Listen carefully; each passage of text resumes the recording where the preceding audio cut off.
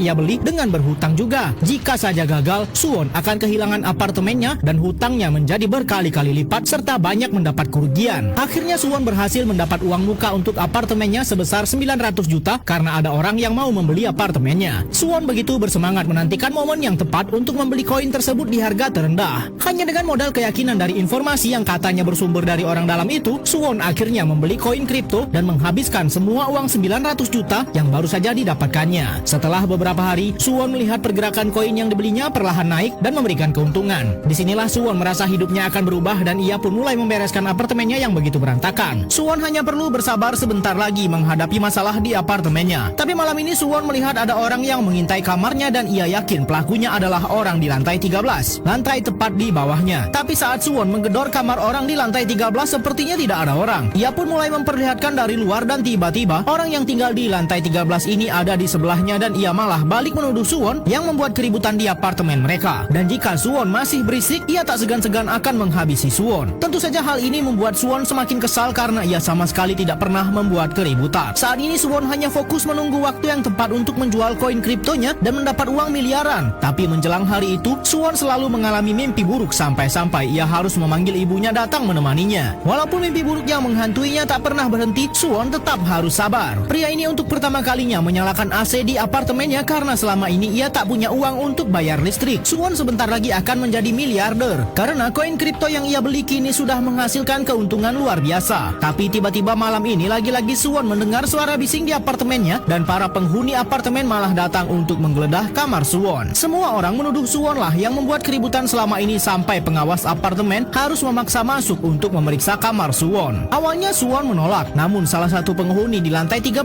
yang Suwon yakini sebagai dalang keributan juga mau mengizinkan kamarnya digeledah agar semua orang bisa tahu siapa sebenarnya yang bermasalah di apartemen ini. Akhirnya kamar Suwon diperiksa dan tak terduga ternyata malah ditemukan sebuah HP yang tersambung ke speaker yang juga terhubung ke semua lantai di apartemen ini. Suwon tentu saja tak mengerti mengapa tiba-tiba bisa ada HP dan speaker di kamarnya. Suwon kembali menuduh bapak tua penghuni lantai 13 sebagai dalang semua ini dan Suwon merasa dijebak dan difitnah. Situasi juga semakin gawat bagi Suwon karena pria ini malah berpura-pura dipukul dan pura-pura tak sadarkan diri. Polisi pun datang karena sudah dilaporkan para warga dan Suwon harus ditahan padahal tidak berbuat apapun. Pria ini harus ditahan di kantor polisi sedangkan pagi ini ia harus menjual semua koin kripto yang sudah ia beli dengan semua uangnya. Jika lewat dari waktu yang ditentukan, koin tersebut akan anjlok dan Suwon akan kehilangan semua uangnya. Suwon mencoba memohon kepada polisi untuk meminjam HP sebentar saja. Untung